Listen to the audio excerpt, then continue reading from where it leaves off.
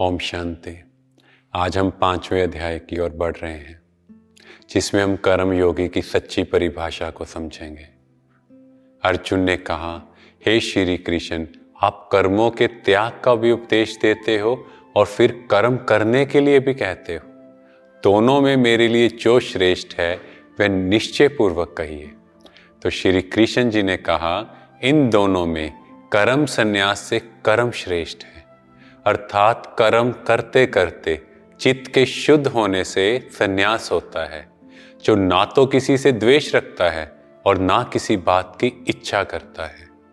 यहाँ से हमें यह समझना है कि मुझ आत्मा को अपना कर्म करना है। कर्म संन्यास नहीं करना कि मैं घर बार छोड़ दूं, मैं कोई काम ना करूं, बस बैठे रहे, नहीं। कर्म करते हुए उस परमात्मा की याद में रहना है। मुझे ये याद रखना है कि मैं परम धाम से इस लोक में आई हूं और यहाँ से फिर वापस जाना है।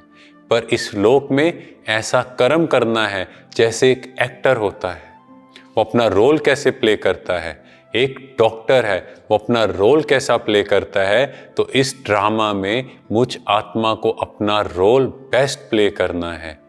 मुझे याद रखना है कि मैं एक प्लेयर हूँ, चाहे लाइफ में हार हो या जीत हो, बट हर सिचुएशन को बहुत ब्रेवली डील करना है और चैंपियन प्लेयर की तरह खेलना है। पर इस बीच में किसी के रोल से भी घृणा द्वेष नहीं करना। कोई कैसा भी रोल प्ले करना है, मुझे अपना बेस्ट रोल देना है। हे अर्जुन, ज्ञान से जो स्थान मिलता है वही कर्म योग से भी मिलता है। इससे जो ज्ञान और कर्म को एक ही देखते हैं, वही अच्छी तरह देखने वाले विद्वान हैं। भावार्थ, कोई भी कर्म में ज्ञान की समझ जरूरी है। लोग सोचते हैं ज्ञान अलग है, कर्म अलग है, और ऐसा तो चलता है नहीं।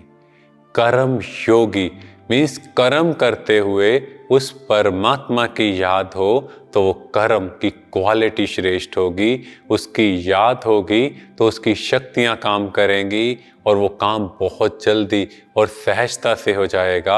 आज के समय लोगों को लगता है कि कर्म करना ही परमात्मा की याद है, पर नहीं। कर्म करते हुए परमात्मा के साथ का अनुभव और उनकी याद में किया हुआ हर कर्म ही कर्म योग है।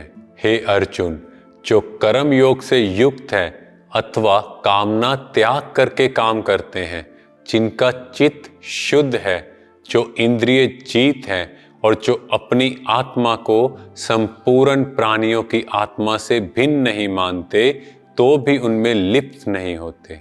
यहाँ ये समझना है कि ईच एंड एवरी सोल अपना रोल प्ले कर रही है और मुझे उन आत्माओं को भी प्रेम भाव से देखना है। मुझे ये नहीं सोचना इनका रोल गलत है, बल्कि कर्मेंद्रिय जीत होकर उस आत्मा के रोल को एक्सेप्ट करना है। Accept the people as they are.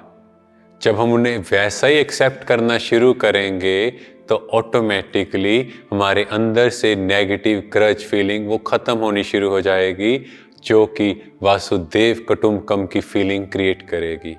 इसको हम एक कहानी से समझते हैं। एक बार हस्बैंड और वाइफ की लड़ाई हो रही थी और दोनों में म्यूचुअली ये डिसाइड हुआ कि जिस को एक दूसरे में जो चीज़ बदलनी है वो लिखनी है। तो वाइफ ने 2 पेज का लेटर लिखा और कहा कि ये कमियां तुम में हैं, और हस्बैंड ने उसमें लिखा, I accept you as you are. तो इससे वाइफ थोड़ा इमोशनल हो गई। उसके अंदर ये फीलिंग आई कि मेरा पति मुझे जैसी हूँ वैसे एक्सेप्ट कर रहा है, तो मैं भी इसे क्यों ना वैसे एक्सेप्ट करूँ।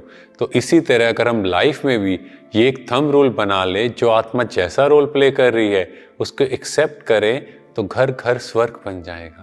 आगे श्री कृष्ण जी कहते हैं कि तत्व ज्ञानी लोग देखते हैं, सुनते हैं, स्पर्श करते हैं, सूंघते हैं, चलते हैं, सोते हैं, श्वास लेते हैं, तो भी यही जानते हैं कि मैं कुछ भी नहीं करता हूं।